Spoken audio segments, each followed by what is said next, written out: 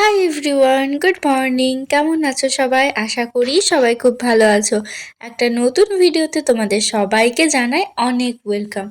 আজকে তোমাদের সাথে শিবরাত্রির ভ্লগ শেয়ার করছি, তবে এই ক্লিপটা হচ্ছে শিবরাত্রির আগের দিন। তো সেদিন বাজারে গেছিলাম, কয়েকটা জিনিস আনার ছিল আর ভাবলাম যে সেদিনই ফল টলগুলো নিয়ে আসি, কিন্তু বাজারে খুব বেশি ভিড় ছিল, সেজন্য সেদিনকে আর কিনিনি। আর এই বছর আমি প্রথমবার উপোস করছি। তো এটা একেবারে নির্জলা উপোস করেছিলাম আর পুজো করেছিলাম সন্ধ্যা 5:30টার দিকে। 5:30টার সময় মন্দিরে গেছিলাম, কিন্তু অতক্ষণে মন্দিরে পুরো লাইন পড়ে গেছিলো। সেই 6:30টায় বাড়ি এসেছিলাম।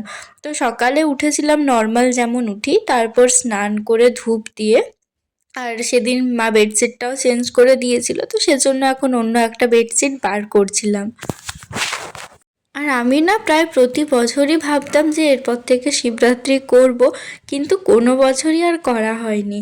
আসলে আমি না খেয়ে তো থাকতে পারি না খুব একটা, তো সেজন্য আমার মাও ভাবছিল আর আমিও ভাবছিলাম যে এতক্ষণ পর্যন্ত না খেয়ে থাকতে পারবো কি না।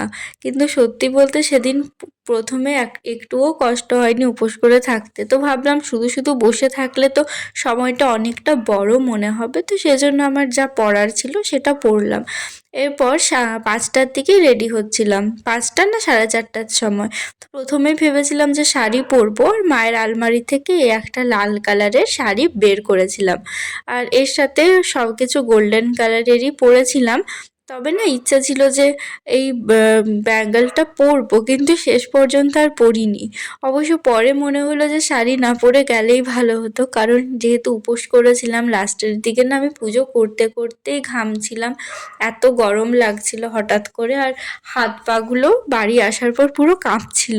আসলে সেই না খেয়ে অতটা মন্দিরে যেতে হয়েছিল, তার থেকেও বড় কথা লাইন পড়ে গেছিল।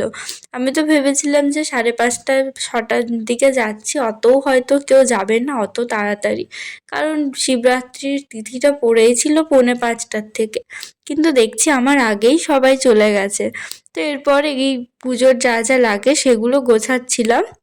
আর এখানে দুধের সাথে যে 5টা চরণামৃতর জন্য মিক্স করে, তো সেগুলো করছিলাম। আর মা সব বলে দিচ্ছিল, আমি এর আগে তো করিনি কোনো দিনও, আর ঠিক মতোভাবে জানিও না।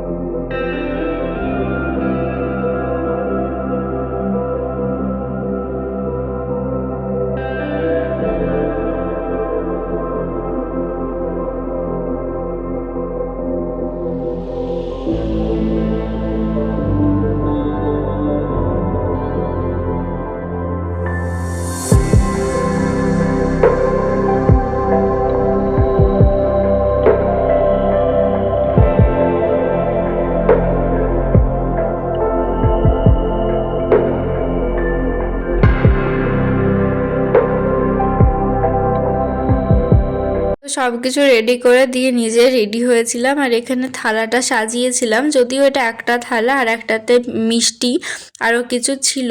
তো এটা হচ্ছে আসার পর দিয়ে চরণামৃত খেয়ে উপোস ভাঙলাম। সত্যি বলতে আমি পুজো করতে যাওয়ার সময় ফোন নিয়ে যাইও নি, আর কিছু তুলতেও পারিনি বেশি, কারণ আসার পর আমার শরীরটা খুব খারাপ লাগছিল। মানে আমি বসেছিলাম, আমি বসেই আছি আর আমি পুরো কাঁপছি।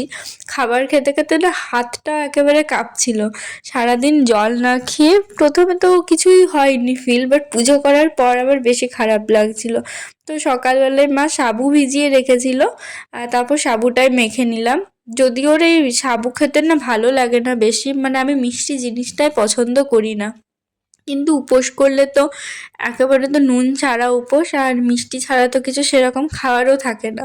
তো ওটা খাওয়ার পর রাত্রে খেয়েছিলাম নুন ছাড়া পরোটা, আর এই মিষ্টি আর একটা সুজি।